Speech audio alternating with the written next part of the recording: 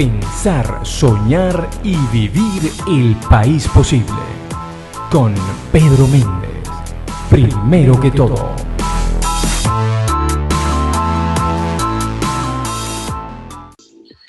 Muy buenos días, estamos nuevamente aquí en Primero que Todo, como todos los lunes. Bienvenidos a este programa, mi nombre es Pedro Méndez, pueden seguirme en @Pedro_Méndez_D y en las redes sociales de Radio Comunidad, @Radio_Comunidad. Primero que Todo es un programa que busca discutir la coyuntura de Venezuela, pero pensando en la Venezuela posible con los venezolanos que desde ya la están construyendo.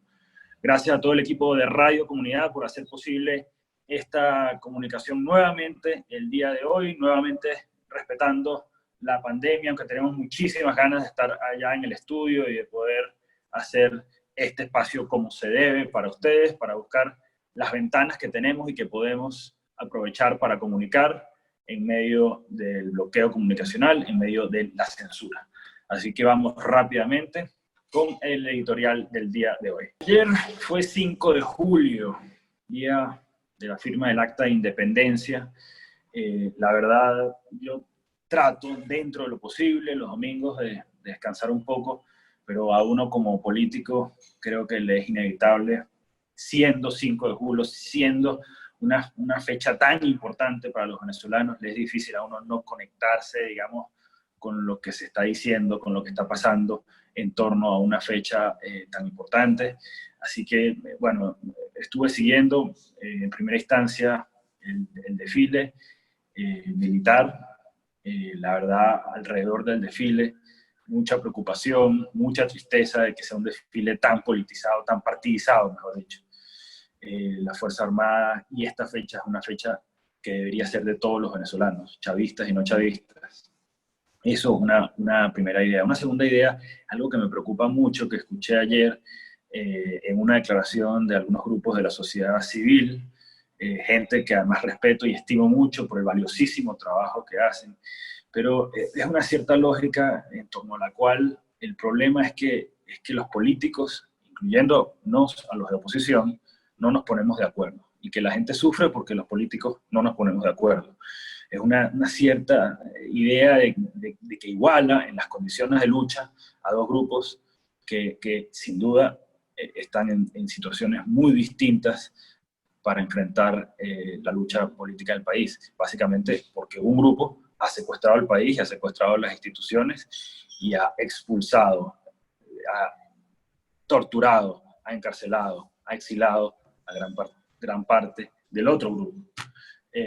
Yo creo que eso es importante destacarlo, y bueno, voy a conversar algo de eso con nuestra invitada del día de hoy. Adicionalmente, ayer leí un documento que me parece importante. Es un documento de Rafael Caldera sobre la doctrina nacional. Ayer 5 de julio lo publican las redes sociales que lleva la familia del expresidente, y yo creo que con sus luces y sombras, con la revisión que ha habido sobre el legado de Rafael Caldera, incluso así, quienes sean detractores de Rafael Caldera, es fundamental leer este tipo de documentos, porque es, digamos, son los documentos, las reflexiones de la talla sobre las cuales yo creo que hay que redefinir, reconformar la República en Venezuela. Y bueno, también quería destacar en el editorial una frase de Susana Rafali, que estuvo hace un par de días, un par de semanas, mejor dicho, en Esquina de Ideas conmigo, y una frase que me pareció clave, sobre todo frente al argumento del régimen de que el virus es importado. Por supuesto que importado, es de China, pero entonces todo es en torno a la idea de que el virus viene de afuera y nosotros entonces sufrimos el virus. Y Susana Rafali dice muy acertadamente al respecto: sí, el virus es importado, pero la vulnerabilidad es local, y es una vulnerabilidad que ha constituido, conformado el régimen, abandonando todas las instancias de salud que deberían poder atender a estas alturas esa creciente pandemia. Vamos entonces con la entrevista del día de hoy. Y estamos el día de hoy con una diputada a la Asamblea Nacional, una persona que además ha trabajado muchísimo por la organización de un partido, de Primero Justicia, de nuestro partido, en la convicción que, bueno, desde los partidos como herramientas de servicio, como herramientas de cambio, como herramientas para trabajar por el bien común, podemos en parte reconstruir el país y la república y dar la pelea que hay que dar. Estamos con Viviana Lucas, a quien le pido que por favor prenda la cámara, que creo que la tiene esa. Viviana, ¿me escuchas? Sí, te escucho y tengo la cámara encendida. Ahí está, ahora sí te veo. ¿Cómo estás? Buenos días. Chévere, chévere, Pedro. Buen día, ¿qué tal? Chévere. Fíjate, Vivi, disculpa que te diga Vivi, Viviana es diputada. Así me dice todo el mundo. Diputada de la Asamblea Nacional, gracias por estar con nosotros aquí. Primero que todo, Vivi, ayer fue 5 de julio, ahí quería un poco tu comentario acerca de lo que fue no solo la fecha como tal, sino lo que ayer se comunicó desde la Asamblea Nacional con este Congreso de Unidad Nacional, un poco tu perspectiva y tu opinión del resto de los sucesos y las declaraciones que hubo el día de ayer.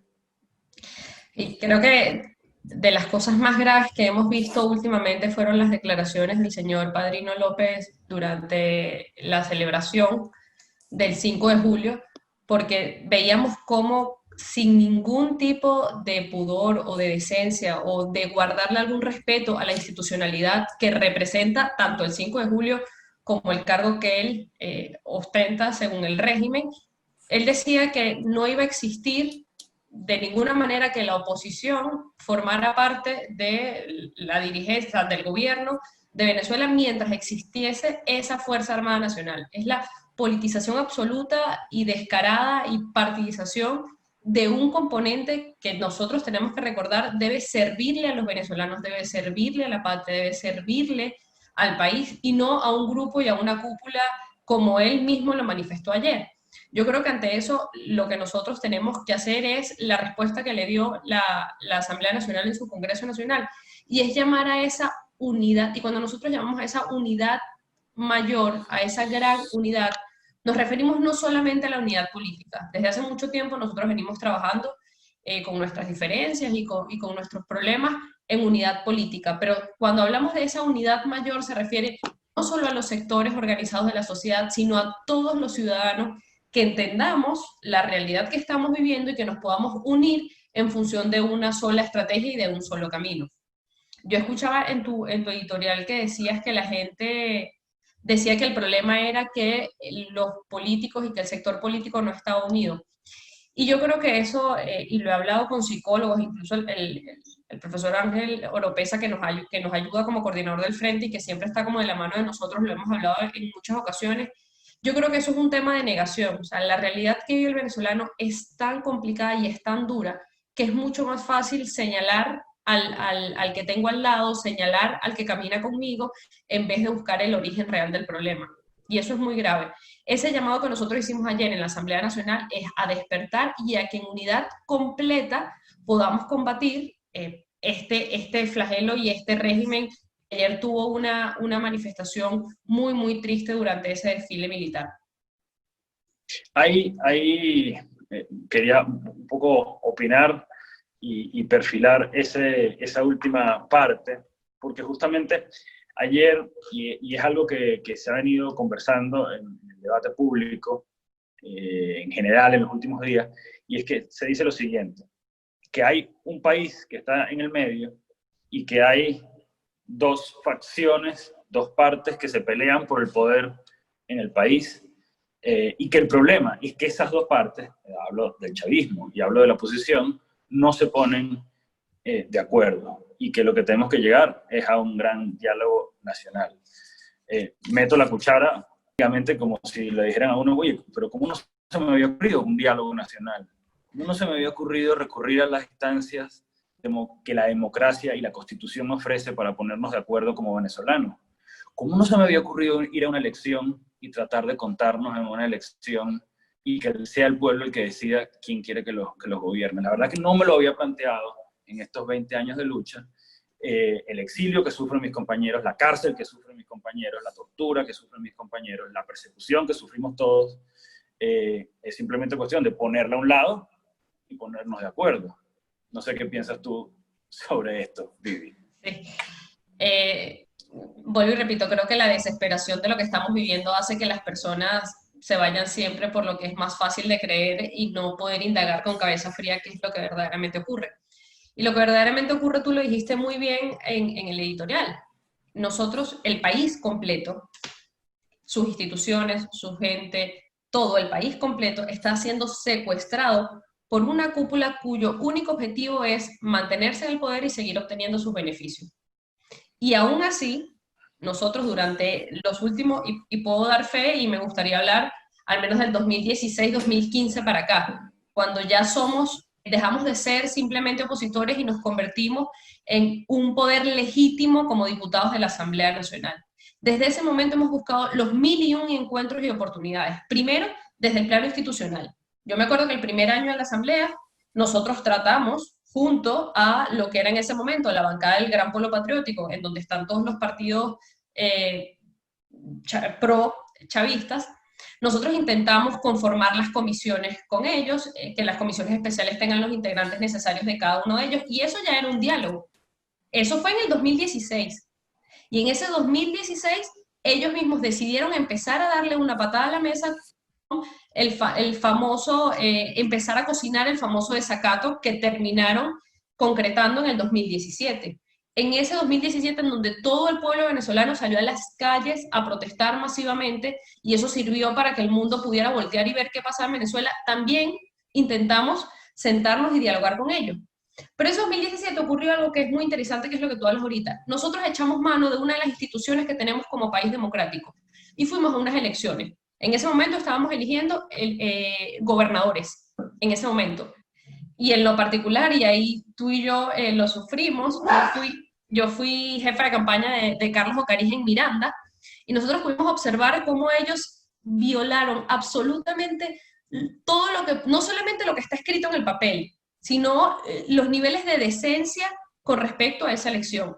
Nos cambiaban electores, el control social de los puntos rojos fue más descarado que en ningún momento, abrían y cerraban centros de votación a su discreción.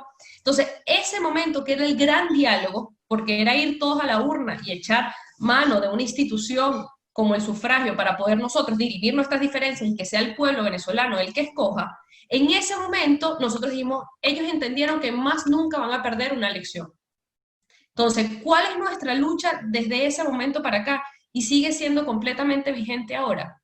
Los problemas económicos y políticos en Venezuela se resuelven cuando el venezolano pueda elegir quién lo gobierna. Y esto es muy importante. Nuestra lucha tiene que ser porque el venezolano elija, no porque el venezolano vote. Y tenemos que decirlo sin ningún tipo de pena o de pudor. El venezolano tiene que elegir quién lo gobierna, porque eso es lo que va a resolver el problema político. Pero para que el venezolano pueda verdaderamente elegir, tenemos que tener unas reglas de juego claras. Y eso es lo que no está ocurriendo ahorita.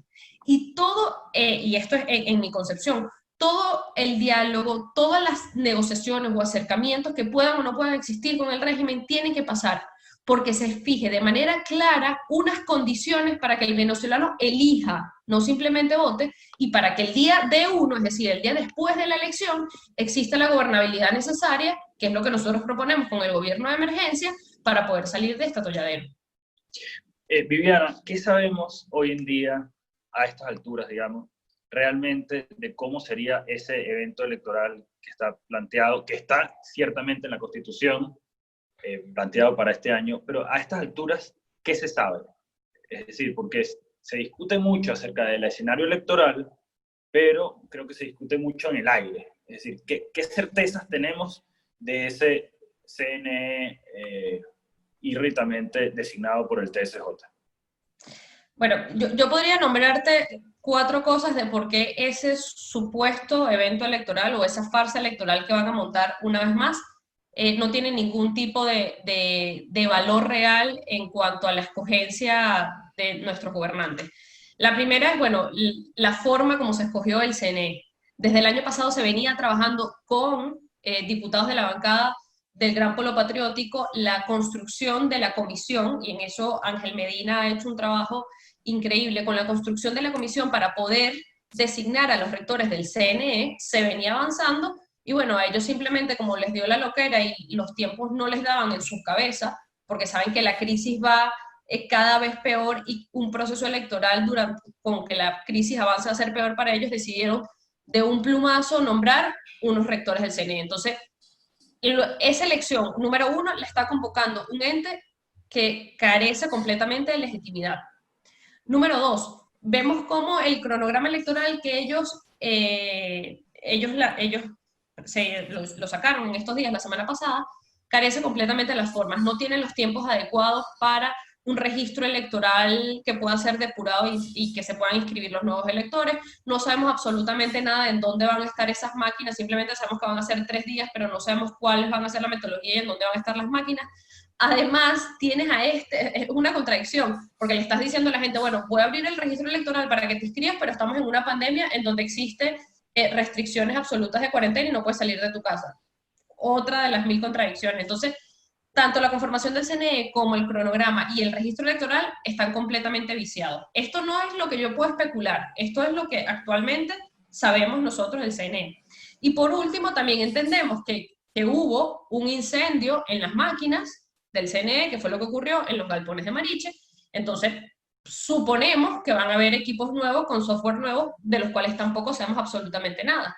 Y esos equipos, para ser así, tienen que tener unos tiempos de auditoría, se tienen que conocer todas las trazas, o sea, desde lo técnico electoral, esas 4 cosas son las que hoy en día ya nosotros sabemos que apuntan a un proceso completo y absolutamente fraudulento. Estamos con Viviana Lucas, que es diputada de la Asamblea Nacional. Vamos a una pausa aquí en Radio Comunidad y volvemos analizando la coyuntura y el futuro del país.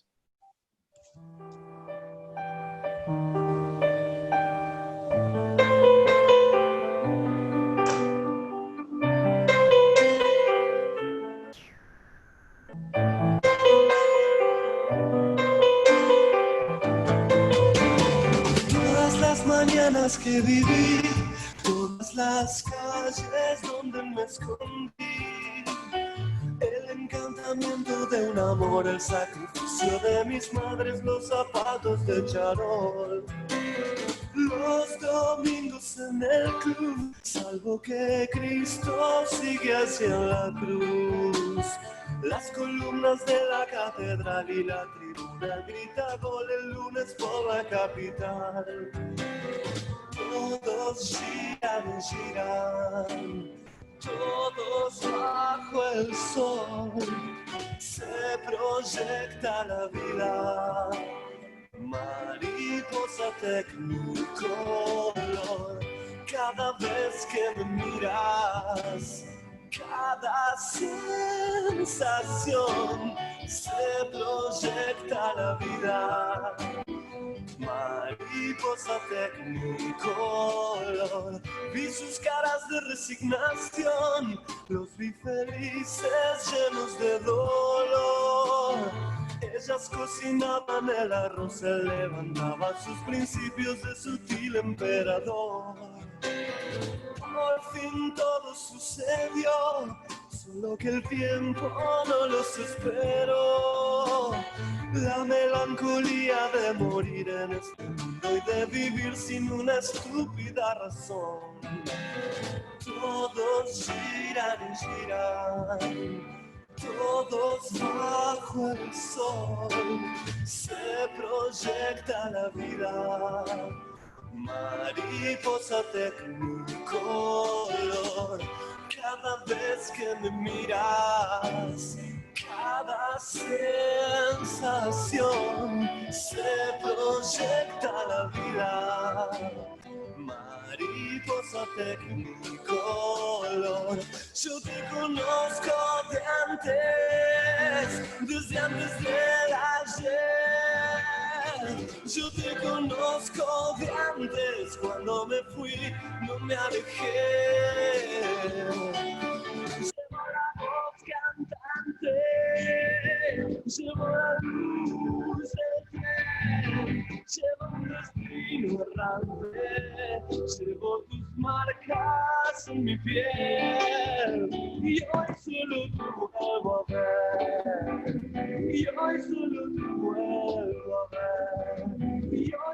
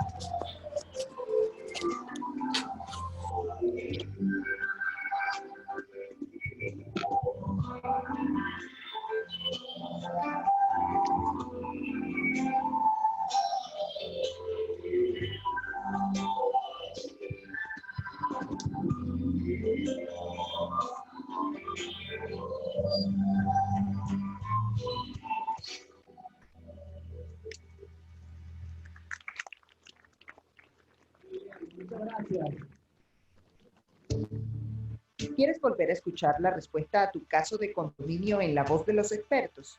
Todas las noches a las 8, radiocomunidad.com te ofrece la repetición del día de micondominio.com en la radio.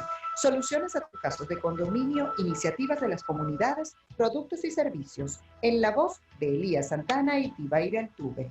Envíanos tus dudas y casos al portal www.micondominio.com.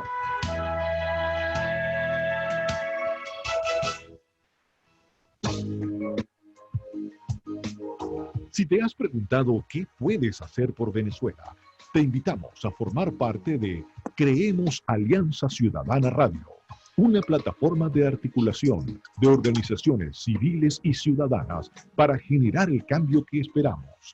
Sintoniza todos los lunes a las 4 de la tarde Creemos Alianza Ciudadana Radio, con la conducción de la periodista Graciela Villaparedes, acompañada de Pedro Rivas, coordinador de Libertador, y por radiocomunidad.com. En esta gran alianza, solo faltas tú. Escucha todos los días los guardatitulares en la voz del periodista Andrés Canizales, quien desde Barquisimeto te ofrece las noticias más destacadas del estado Lara y el país. Los guardatitulares por radiocomunidad.com.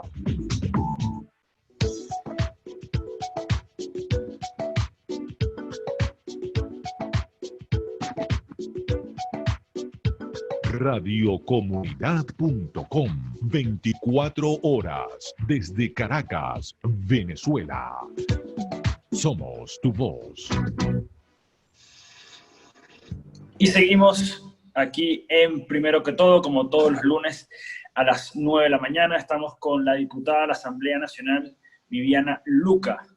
Viviana, quería hacer una reflexión breve antes de seguir contigo sobre lo que dijimos en el bloque anterior, sobre esa declaración de la sociedad civil del día de ayer, sobre la cual, como dije en el editorial, tengo algunas diferencias. Pero lo que sí creo que es fundamental es que tengamos la certeza de que estamos luchando por lo mismo, es decir, por construir un futuro posible para todos los venezolanos. Y sí, creo que tenemos que llamarnos a revisión de por qué no hay una agenda conjunta, posible, viable, entre organizaciones de la sociedad civil y los partidos políticos, porque al final, como dije, la finalidad, el fin, el objetivo es el mismo, y es construir una democracia, volver a ganar la libertad para todos los venezolanos y tener un futuro para nuestros hijos. Viviana, hay ayer una declaración de Padrino López, el ministro de la Defensa, que es muy grave por la manera en que partidiza a las Fuerzas Armadas. Y sobre esto yo quería preguntarte lo siguiente. Mucho se habla sobre, digamos, la militarización del país, o sobre la idea de que este es un gobierno militar, pero yo me pregunto más bien si no es que lo que ha pasado, y salió un paper hace poco al respecto, si lo que ha pasado es que más bien el PSV se metió de lleno en las Fuerzas Armadas y partidizó demasiado a las Fuerzas Armadas. Yo creo que hay mucho de ambas. Lo que no sabría decirte es qué fue primero, si el huevo o la gallina, pero efectivamente nosotros hemos visto durante los 20 años que tiene el chavismo en el poder, cómo poco a poco los militares empiezan a tomar posiciones claves. Entonces lo vimos en ministerios claves, hemos visto militares en institutos que son fundamentales, incluso en empresas privadas en algún momento también hemos visto que ellos están dentro de esas empresas que estatizaron y que forman parte de la directiva y de la toma de decisiones. Y a su vez vemos cómo cada vez más la Fuerza Armada se va politizando y va de alguna manera comulgando cada vez más con los principios de un partido político en este caso que es el PSV. Entonces yo creo que tiene tiene ambas cosas, o sea, tanto los organismos del régimen se han militarizado como se ha politizado la Fuerza Armada Nacional. Han creado ahí como una simbiosis que creo que es muy complicada de separar y de saber qué vino primero, si una o la otra. Lo que sí es una realidad y es nuestra lucha desde el momento uno, nosotros tenemos que luchar por reinstitucionalizar a Venezuela desde todos los puntos de vista, o sea, la institución del voto, la institución de la Fuerza Armada, todas las instituciones de la democracia, todo lo que tiene que ver con la independencia de poderes y también poder de alguna manera sembrar ciudadanía y conciencia en esa sociedad civil que yo también creo que tiene que pasar por una especie de reinstitucionalización, si le podríamos poner un nombre y si lo podríamos decir de alguna manera, porque es una sociedad civil que yo creo que por desesperación se ha visto en la necesidad de crear juicios y de formar valores sin tener toda la información necesaria para poder hacerlo. Entonces, nuestra lucha tiene que ser por reinstitucionalizar a Venezuela. Incluso eso es lo que nos lleva a nosotros a formar parte de un partido político, bueno, en lo personal. Y sobre eso quería hacerte una pregunta, no sin antes hacer, es lo siguiente. La verdad, a mí ver ayer el desfile militar, que debo confesar que siempre los veo con interés y los veo con atención. Yo, la verdad es que a los 18 años le dije a mi papá que yo quería ser piloto de la Fuerza Aérea. Digamos, en ese momento, a mis 18 años, yo le dije a mi papá, yo tengo 2 tíos que hicieron servicio militar, 2 tíos gochos, tachirenses, alguno tenía que salir tendiente a ingresar a la academia, pero además de eso, yo le dije a mi padre, yo quiero ser piloto. Y en ese momento mi padre me dijo, si lo quieres hacer, échale pichón, yo te apoyo, pero entiende que las Fuerzas Armadas se están politizando. Y la verdad a mí me entristece porque yo quisiera ver cara al futuro a las Fuerzas Armadas con orgullo. Yo recuerdo muy pequeño, una vez en el metro con mi papá, el metro estaba lleno, el vagón, y recuerdo que entró un efectivo de la Fuerza Armada vestido, vestido con ese traje que usaban antes los militares para salir de la academia, salir de permiso, y recuerdo que mi papá se paró del asiento donde estaba sentado para dárselo a este cadete, y le dijo, tome mi puesto, y yo le pregunté, bueno, pero ¿por qué si tú eres mayor que él, por qué tú le das tu puesto? Y dice, bueno, porque ese tipo está sirviendo al país para defendernos a nosotros, y quiero darle mi puesto. Y yo quisiera volver a tener unas Fuerzas Armadas que uno mire con orgullo, ¿no? Y no con miedo, con aprehensión. Hoy en el municipio de Sucre nos llegan reportes de varios sitios que el municipio está trancado por efectivos de la Guardia Nacional. Y bueno, la gente, más que ver en eso como seguridad, como certeza, ve preocupación. Viviana, decías, esto me llevó a militar en Primero Justicia.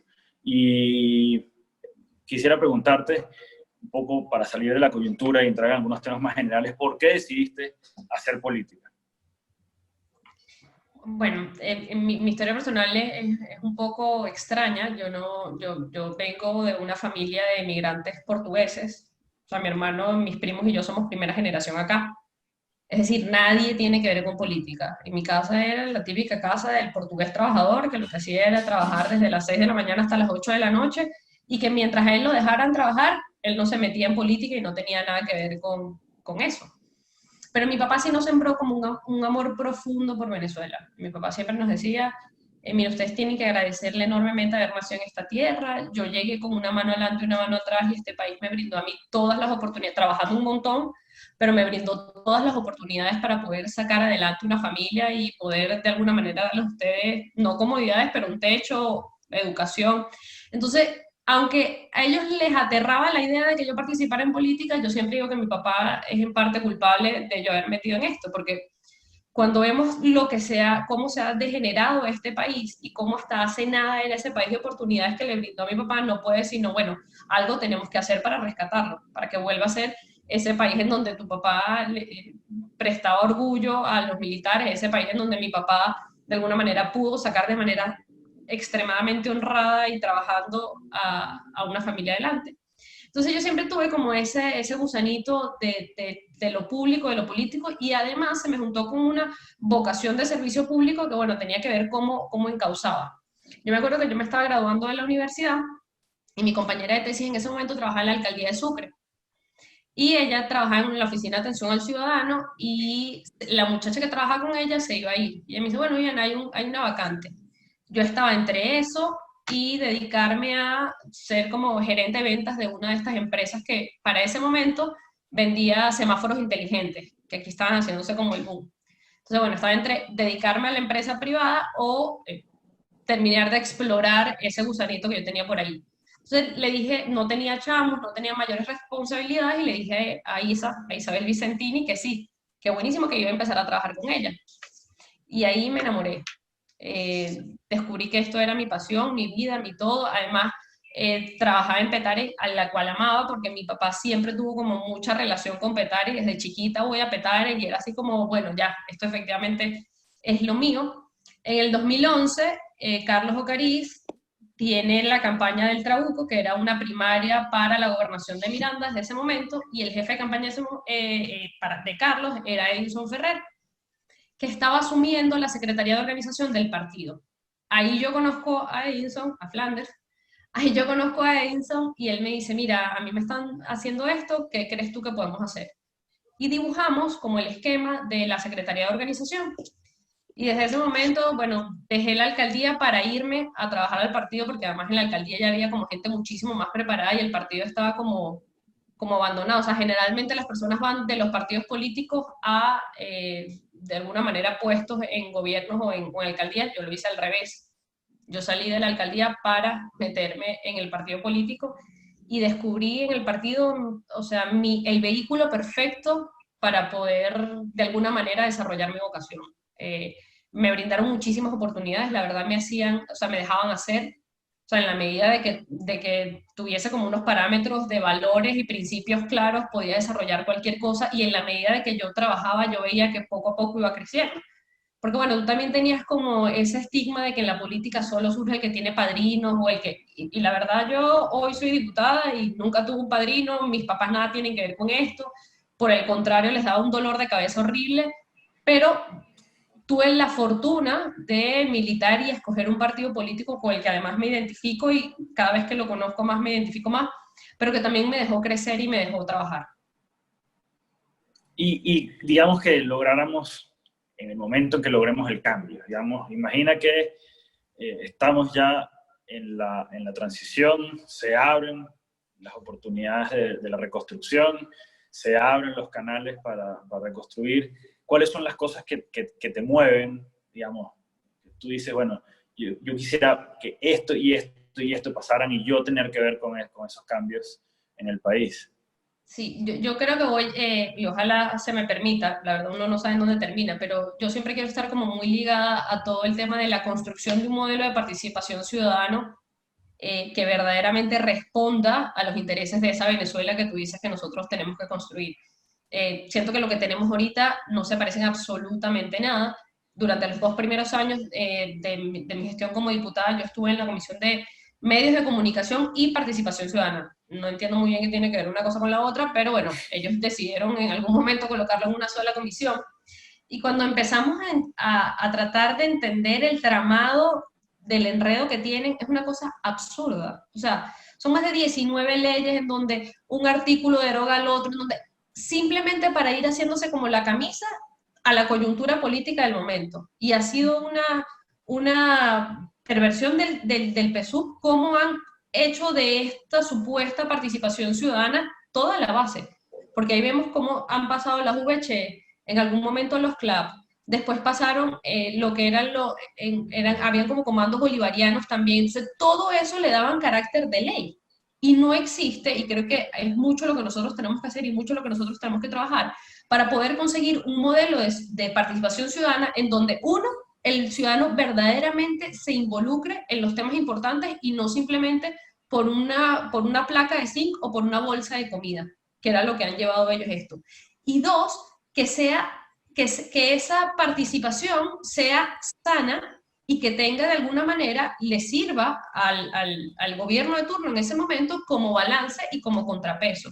Entonces, un modelo de participación ciudadana que sea por las razones adecuadas y que además efectivamente tenga los balances y los pesos necesarios. Si tú me dices a mí hoy en qué me gustaría estar, sería en esa área.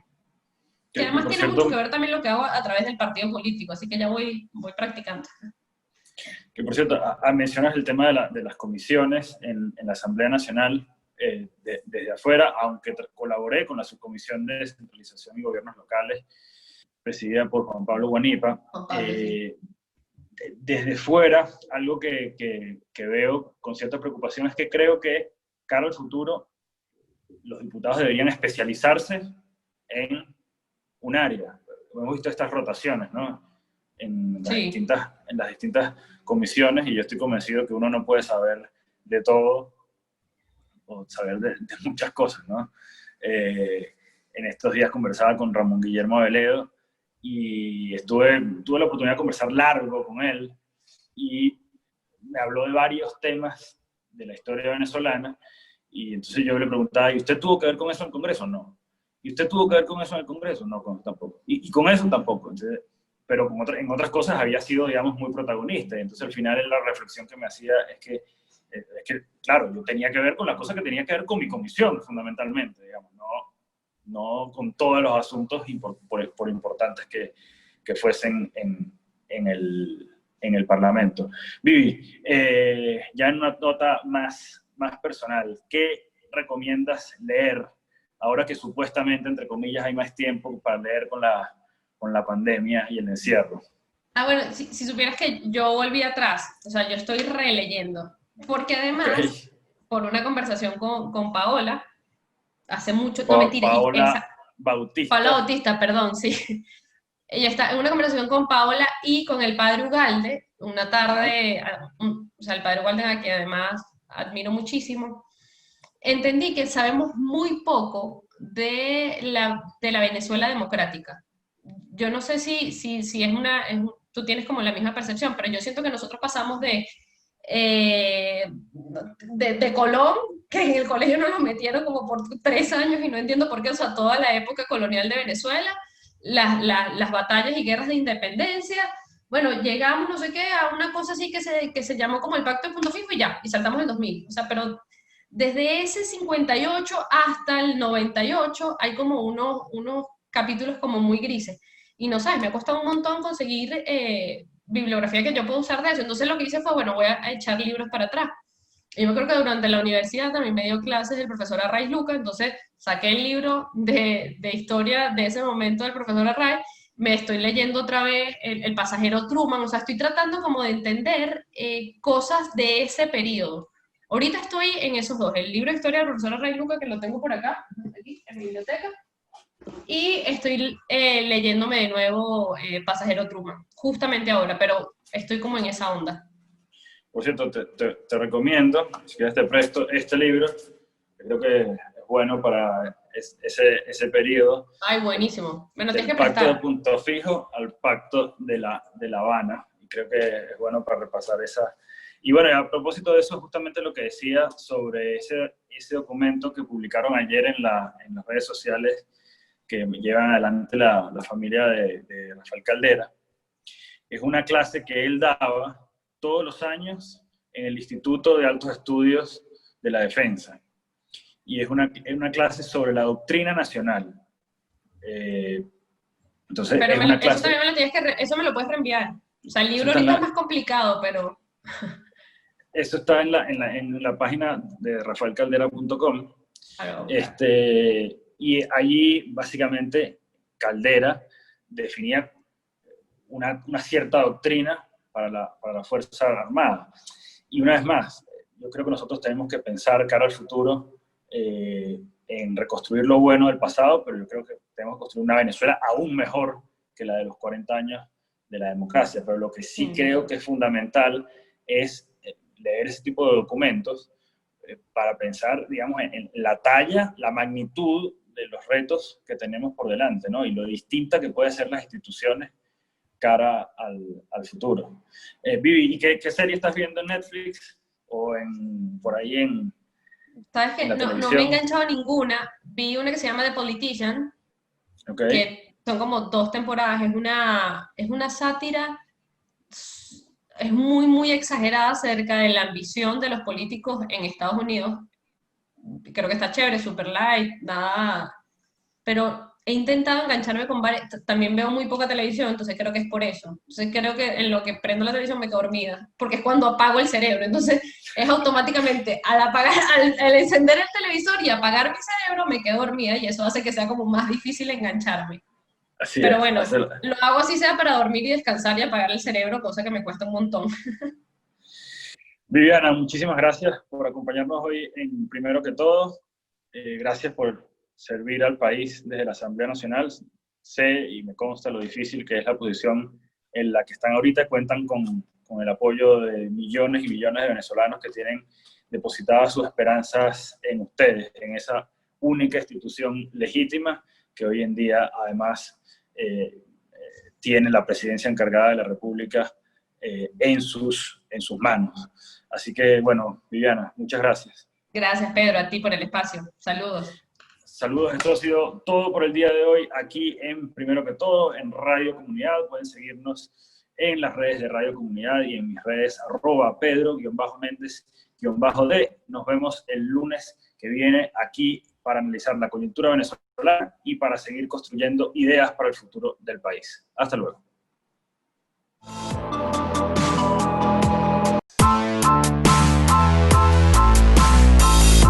Pensar, soñar y vivir el país posible.